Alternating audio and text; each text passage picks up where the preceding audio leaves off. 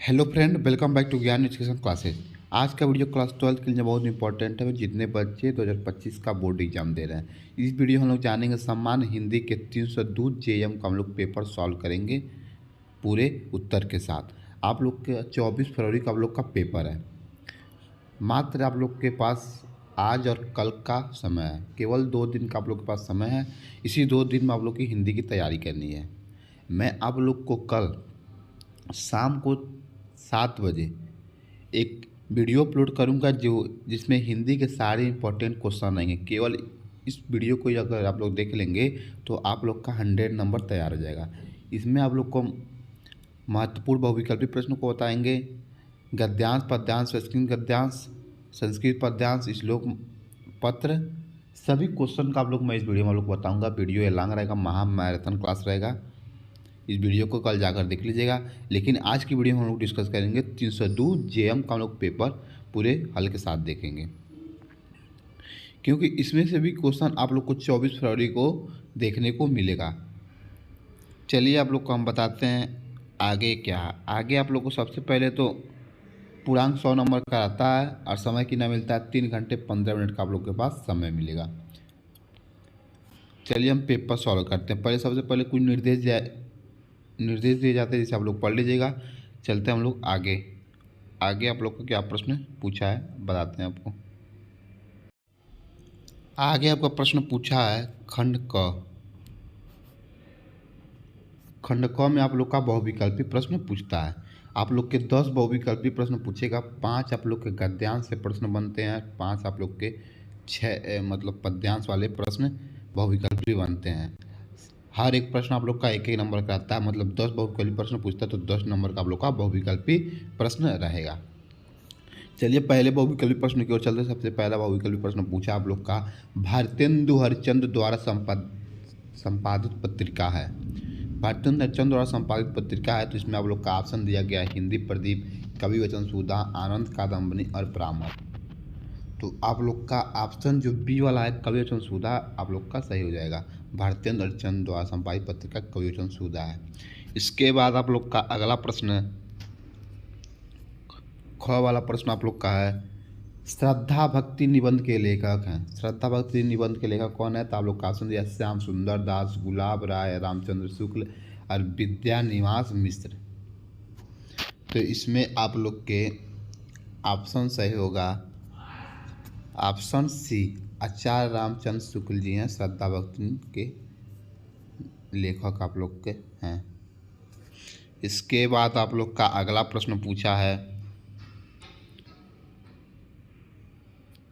रंगभूमि उपन्यास के लेखक हैं। रंगभूमि उपन्यास के लेखक कौन है, तो आप लोग का ऑप्शन दिया है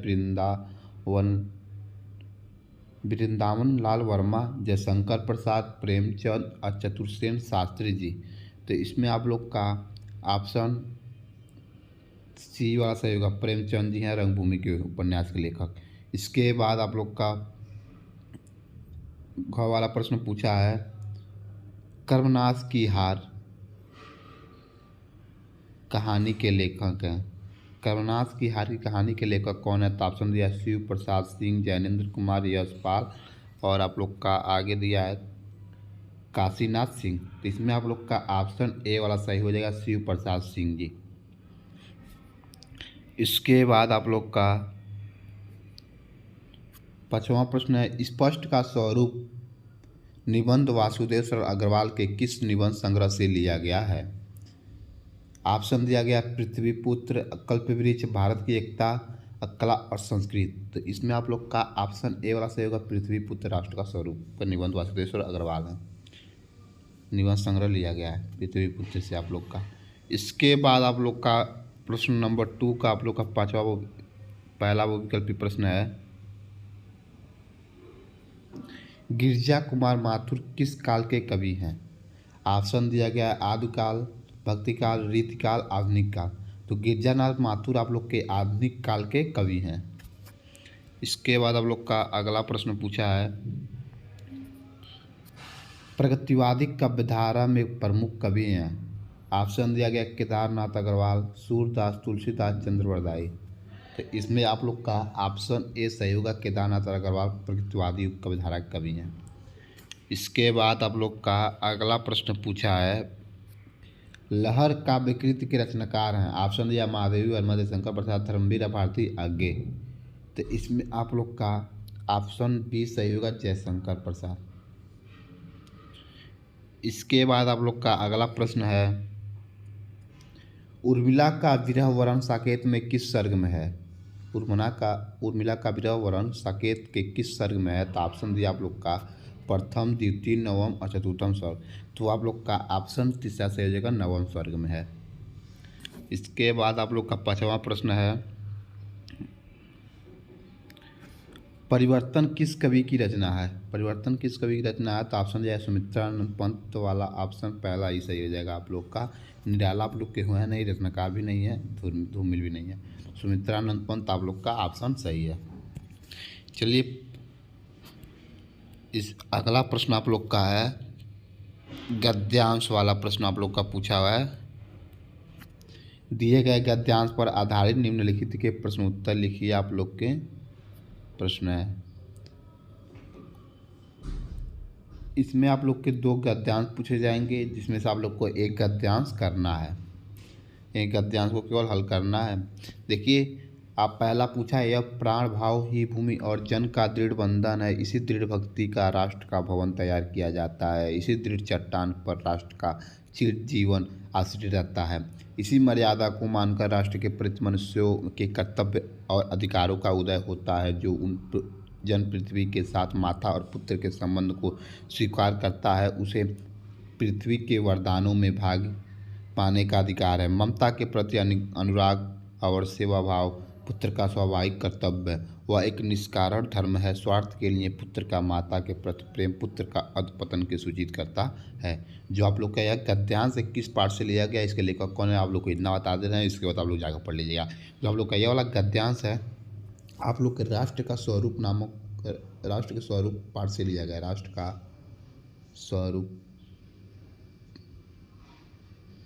राष्ट्र के स्वरूप नामक पाठ से आप लोग का लिया गया है।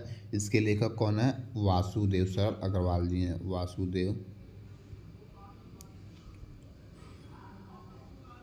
वासुदेव सरल अग्रवाल।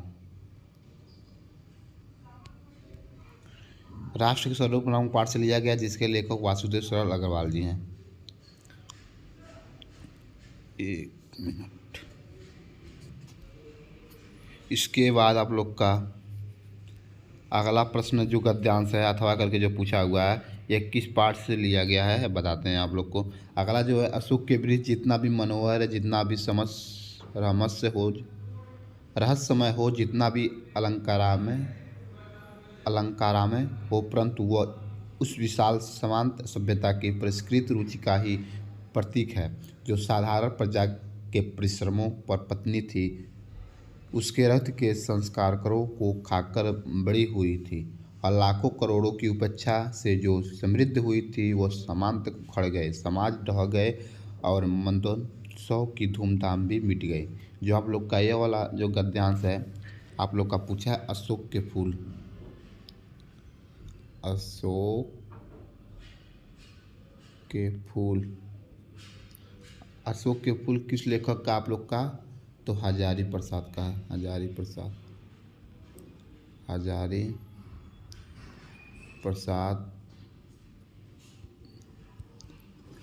प्रसाद द्विवेदी जी का है आप लोग का। इसके बाद आप लोग का अगला जो प्रश्न पूछा हुआ है देख लीजिए। इसका आप लोग जाकर चैप्टर अच्छे तरीके से पढ़ लीजिए, अशोक के फूल और राष्ट्र का स्वरूप। बहुत इंपॉर्टेंट चैप्टर आप लोग का है।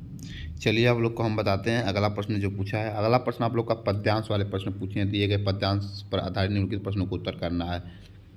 इसमें भी आप लोग के दो दिया जाएगा, इसमें से एक करना रहेगा। इसमें पहला आप लोग का पूछा है पद्यांश, इस धारा शाही जग का क्रम शाश्वत, इस जीवन का उद्गम। शाश्वत है गति, शाश्वत संगम, शाश्वत नम का नीला विकास, शाश्वत रस का यह रजत हास, शाश्वत लघु लहरों का विकास। हे जग जीवन की करधारा, चिर जन्म मरण के आर पार, शाश्वत जीवन नौका भी यार, मैं भूल गया अस्तित्व ज्ञान। जीवन का यह शाश्वत प्रमाण करता मुझे अमृतोदान। जो आप लोग का यह पद्यांश है आप लोग के नौका विहार से लिया गया है। नौका बिहार। नौका बिहार से आप लोग को लिया गया। नौका बिहार की जो कवि हैं सुमित्रा नंदन पंत हैं। सुमित्रा नंदन पंत है। सबसे पहले तो आप लोग को यह पता रहना चाहिए कि जानना है कि कैसे आप लोग पद्यांश को पहचान सकते हैं कि नहीं। बहुत ही आसान तरीके में आप लोग का इसका भी वीडियो अपलोड करते हैं, पद्यांश पहचानने का ट्रिक।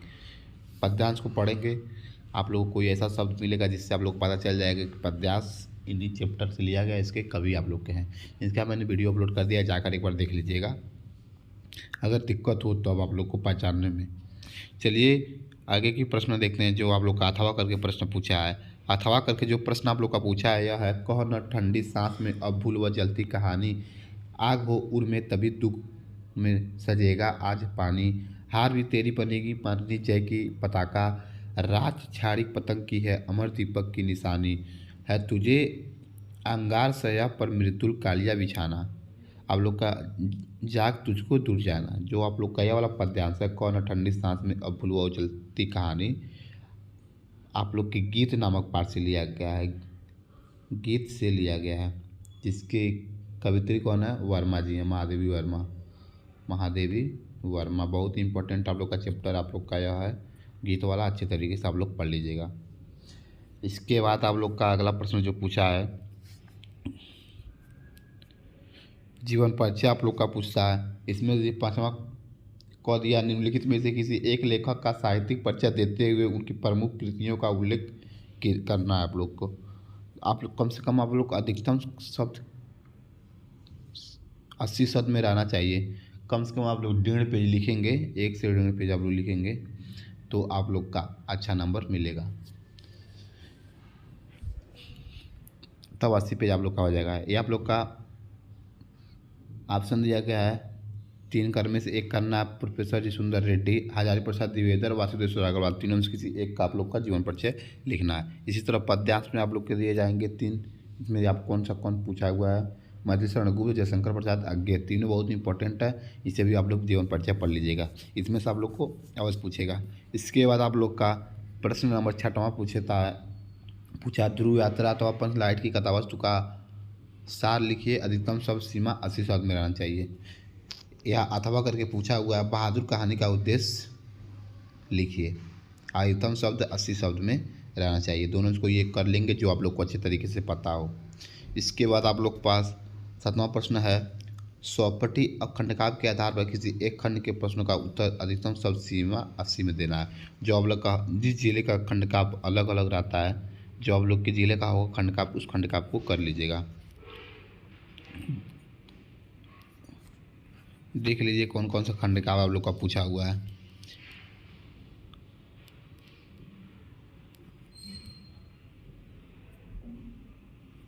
इसके बाद हम लोग खंड ख वाले प्रश्न देखेंगे, जो आप लोग के संस्कृत वाले पोर्शन है। संस्कृत जो प्रश्न बनता है वो उसमें आप लोग का लिखा हुआ पहला प्रश्न, निम्नलिखित संस्कृत गद्यांशों में से किसी एक का संदर्भ सहित अनुवाद आप लोग को करना है, जो आप लोग का 7 नंबर का यह प्रश्न बनता है। जो पहला दिया है, बौद्ध युगे इसे इमे सिद्धांता वैक्युक जीवनेश, जो आप लोग का ये वाला जो गद्यांश आप लोग का है वो संस्कृत के आप लोग के पंचशील सिद्धांता से आप लोग का लिया गया है। किससे लिया गया है आप लोग का, पंचशील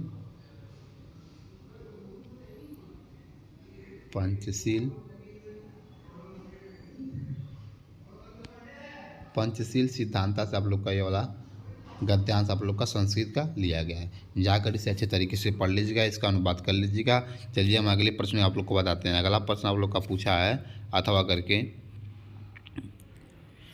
याज्ञवल्क्य वाचन न वाव अरे मैत्रेय, जो आप लोग का यह जो संस्कृत का गद्यांश है आप लोग के आत्मज्ञ एवं सर्वज्ञ से लिया गया है। आत्मज्ञ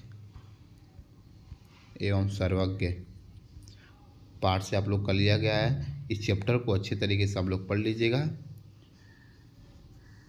इसके बाद हम लोग अगले प्रश्न की ओर चलेंगे। अगला प्रश्न आप लोग का है श्लोक वाला जो प्रश्न रहता है, निम्नलिखित संस्कृत श्लोकों में से किसी एक का संदर्भ सहित अनुवाद करना है। अभी आप लोग का 7 नंबर का प्रश्न पूछा जाएगा।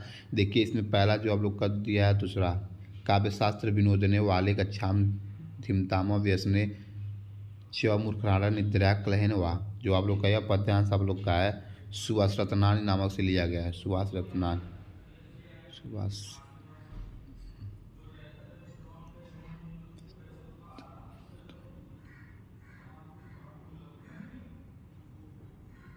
सुभाष रत्नानी नामक पाठ से लिया गया है। और जो आप लोग का अथवा करके प्रश्न पूछा पर क्षोभ्य कार्य हंतारा प्रत्यक्ष, ये भी आप लोग का सुभाष रत्नानी नामक पाठ से लिया गया है।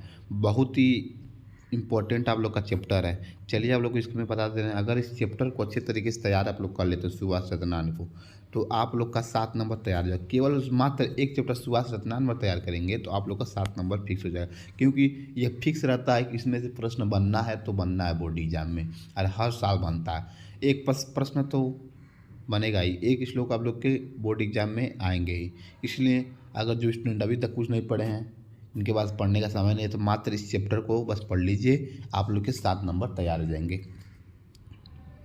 इसके बाद आप लोग का अगला प्रश्न है, निम्नलिखित लोकोक्तियों और मुहावरों में से किसी एक का अर्थ लिखकर वाक्य में प्रयोग करना है। जैसे आप लोग का दिया ऑप्शन, हाथ पीले करना, 9 2 11 हो जाना, हाथ कंगन को आरसी क्या, अपना उल्लू सीधा करना।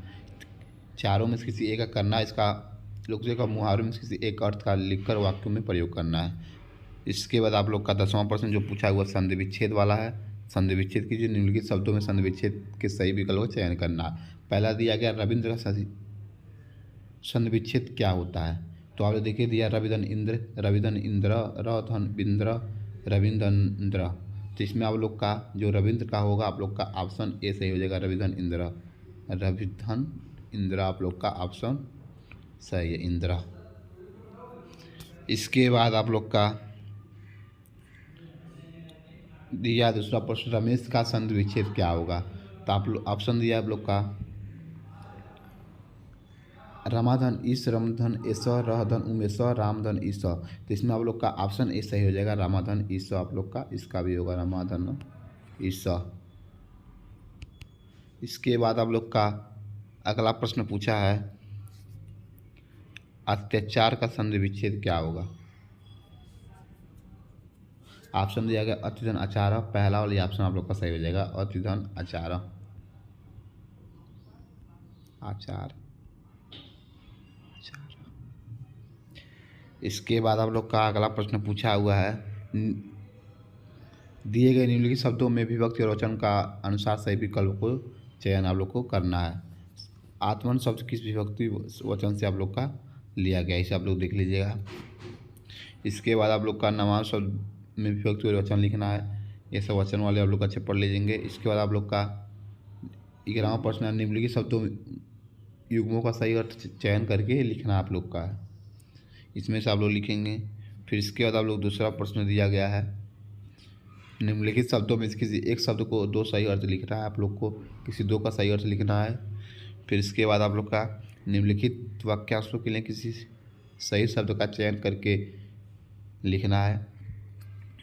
फिर इसके बाद अगला प्रश्न आप लोग का है, निम्नलिखित में से किन 2 वाक्यों को शुद्ध करके लिखिए। इसके बाद आप लोग का अगला प्रश्न पूछता है, वीर अथवा शांत रस का लक्षण सहित अनुवाद उदाहरण दीजिए। श्लेषंका या उर्वरक अलंकार का परिभाषा लिखते हुए उदाहरण लिखना है। इसके बाद चौपाईक्षण अथवा द्विवचन का लक्षण उदाहरण लिखना है। इसके बाद पत्र आप लोग को आएगा, पत्र लिख लेंगे, और दोनों इम्पोर्टेंट, बहुत पत्र इंपॉर्टेंट है। विद्यालय में नियुक्त हेतु प्रबंधक को एक आवेदन पत्र लिखना है। इसके बाद अपने गाँव अथवा शहर की बिजली समस्या हेतु उचित अधिकारियों को एक पत्र लिखना है आप लोग को। इसके बाद आप लोग का निम्नलिखित विषयों में किसी एक पर अपनी भाषा शैली का तार्किक निबंध लिखिए। साहित्य और समाज का अंतर्संबंध, महंगाई की समस्या और निवारण, कृषि जीवन का त्रासदी, जलवायु परिवर्तन का मौसम प्रभाव, भारतीय लोकतंत्र का भविष्य। ये आप लोग को इसी पर निबंध लिखना है। इसे पेपर को अच्छे तरीके से सॉल्व कर लीजिएगा। जो जो इसमें से इम्पोर्टेंट आप लोग के हैं आप लोग को पता चली गया होगा।